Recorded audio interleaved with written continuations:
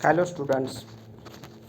अब आज यहाँ पे स्टार्ट करने जा रहे हैं हम लोग chapter 9, the living organisms characteristic and habitats.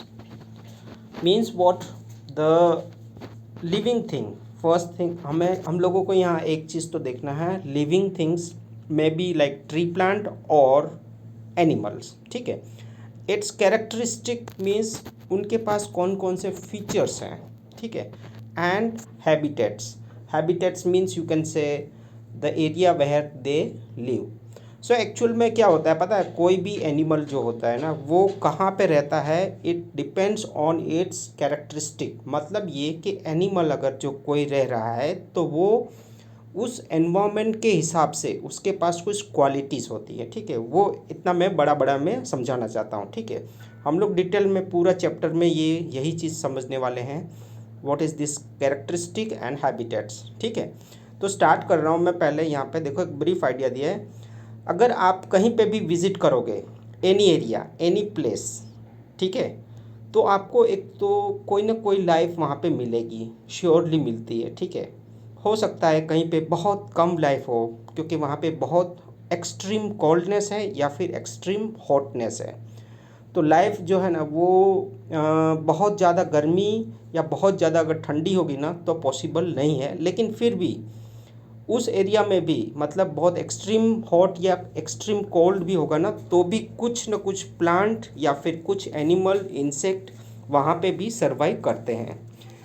तो ये हम लोग यहाँ पे पढ़ने वाले हैं। सो एक्चुअल में यहाँ पे देखो बिगनिंग ही ऐसा हो रहा है। मैं थोड़ा बड़ा बताऊँ, पहले हम लोग देखते हैं organism and the surrounding where they live.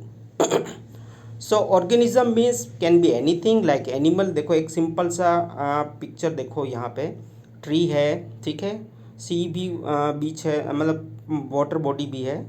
उसके बाद बर्ड्स भी फ्लाई कर रहे हैं, एनिमल है जैसे काऊ बुल्लक है और शीप है, बॉय एंड गर्ल है। उसके अलावा कोई इंसेक्ट्स भी दिख रहे हैं, उसके अलावा ग्रास भी है।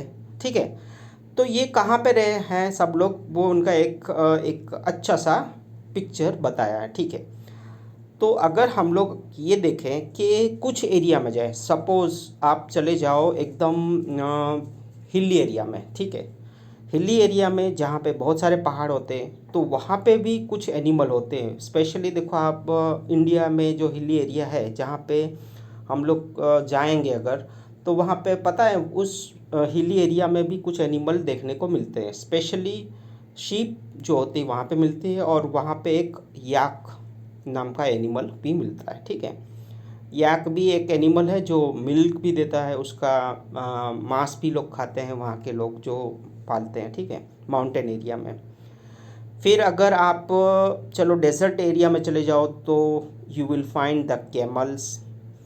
अपार्ट फ्रॉम द कैमल्स कुछ जो स्नेक्स होते हैं, लिजार्ड होती है, स्कॉर्पियो है, वो सब इंसेक्ट देखने को मिलते हैं। उसके अलावा भी फॉक्स है।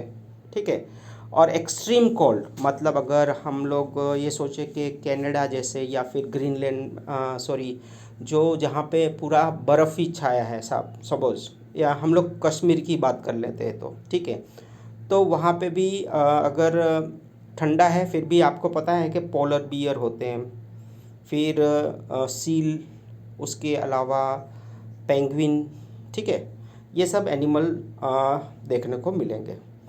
और नॉर्मल जो टेम्परेचर वाला है जैसे इंडिया में बीच में कहीं पे भी जैसे अहमदाबाद है या एमपी या गुजरात महाराष्ट्र, तो ऐसे जगह पे सपोज़ कोई जंगल एरिया है देन आपको बहुत सी वैरायटी वाले एनिमल मिल जाएंगे। ठीक है, तो आपको एक चीज़ लगा कि एक भी जगह ऐसी खाली नहीं है जहाँ पे कोई लिविंग थिंग ना हो।